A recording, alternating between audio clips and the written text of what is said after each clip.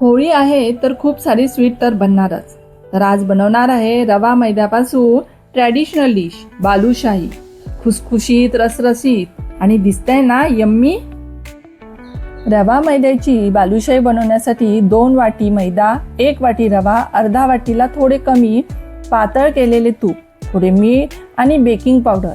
1 वाटीला 1 चिमूट baking powder. ही वाटी आपली रेग्युलर जेवताना वरणासाठी वापरतो ती. मैदा आणि रवा जवळपास 300 ग्रॅम असेल. सर्व साहित्य व्यवस्थित मिक्स करून त्यात 2 चमचे दही घालून पुन्हा मिक्स करून घेऊ.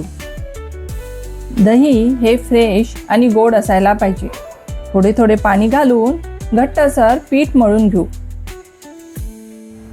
टाईट भिजवलेल्या पिठाला झाकून अर्धा तास रेस्ट देऊ आणि रवा मुरायला पण वेळ मिळेल. बालुशाहीवरून खुसखुशीत आणि आतून मऊ रसरशीत होण्यासाठी साहित्याचे प्रमाण, पीठ घट्ट टाईट भिजवणे आणि रेस्ट देणे हे खूप महत्त्वाचे आहे. तोपर्यंत पाक बनवून घेऊ. त्यासाठी 2 वाटी साखर, 1 वाटीला कमी पाणी, साखर बुडेल एवढे. लो फ्लेमवर स्टर करून साखर वितळून घेऊ. त्यात 1 चमचा दूध घालून पाकाला स्वच्छ करून घेऊ. त्यात अर्धा चमचा लिंबाचा रस घालून घेऊ. साखरेचे क्रिस्टल तयार होणार नाही आणि साखर करकरीत लागणार नाही. आपल्याला इथे एक तारी पाक बनवायचा नाही. त्याआधीच फ्लेम बंद करून पाकचे पातेले साईडला ठेवायचे. त्यात वेलची घालून मिक्स करून घेऊ. बालुशाही बनवण्यासाठी भिजवलेल्या पिठाला एकसारखे करून घेऊ. छोटा गोळा घेऊन फुलकीला घेतो तेवढा मीडियम साईजची पोळी लाटून घेऊ. जास्त जाड पण नाही आणि पातळ पण नाही. हातात मावेल एवढे झाकण घेऊन किंवा कटर घेऊन गोल शेप देऊ. याने एकसारख्या साईजची बालुशाही तयार होईल. लाटलेल्या पोळीला 8 भागामध्ये डिवाइड करून घेऊ. त्यावर थोडा मैदा किंवा कॉर्नफ्लॉवर पसरून घेऊ. इथे मी साठा तयार केलेला नाही, त्याची गरज पण नाही.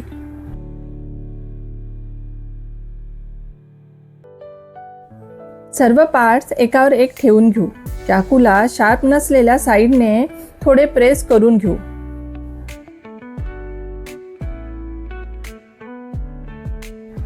याला असे वळवत ट्विस्ट करत जायचे. मध्ये प्रेस करून घेऊ.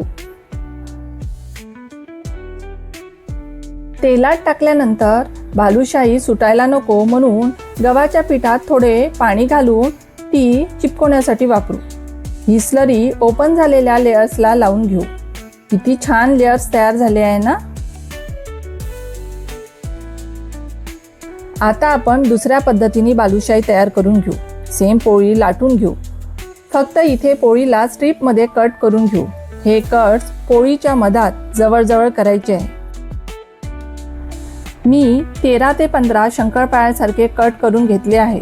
त्यावर कॉर्नफ्लॉवर पसरून पोळीला एक साईडनी रोल करत जायचे.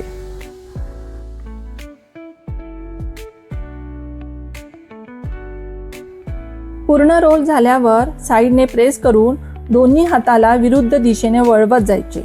असे वळवल्याने छान डिझाईन तयार होते. दोन्ही साईड एकावर एक ठेवून खालच्या बाजूने स्लरीने चिपकून घ्यायचे.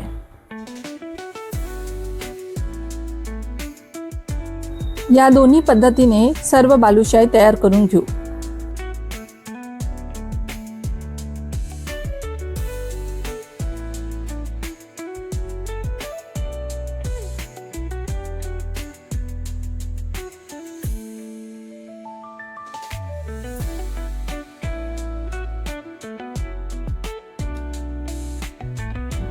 बालुशाही तळण्यासाठी पहिलेच तेल लो फ्लेमवर गरम करायला ठेवले होते. हाय फ्लेम मीडियम फ्लेमवर तेल गरम करायला नको. इथे तेल खूप गरम करायचे नाही. एखादा तुकडा टाकल्यावर तो लगेचच वर यायला नको. बालुशाही तेलात टाकल्यानंतर 2 मिनिटं वर येईपर्यंत चमचा लावायचा नाही. सेट झाली की साईड चेंज करायची. उलटून पलटून लो फ्लेमवर बदामी कलर, लाईट ब्राऊन कलरवर तळून घ्यायची आणि पाकात डीप करायची. चमच्याने वरून पाक टाकून घ्यायचा. हा पाक नॉर्मल टेम्परेचर थंडा झालेला आहे. दुसरे बॅच तळेपर्यंत बालुशाहीला पाकातच राहू द्यायचे. तुम्हाला प्रश्न पडला असेल एवढूसाच पाक, पण याही पाकातून थोडा पाक शिल्लक राहतो. या वर्षीची तर होळी संपेल, कलर पण निघून जाईल, पण या होळीला जी वेगळ्या पद्धतीची बालुशाही बनवाल त्याचा कलर प्रत्येक सण, प्रत्येक दिवस अधिक कलरफुल कधी निघणार नाही.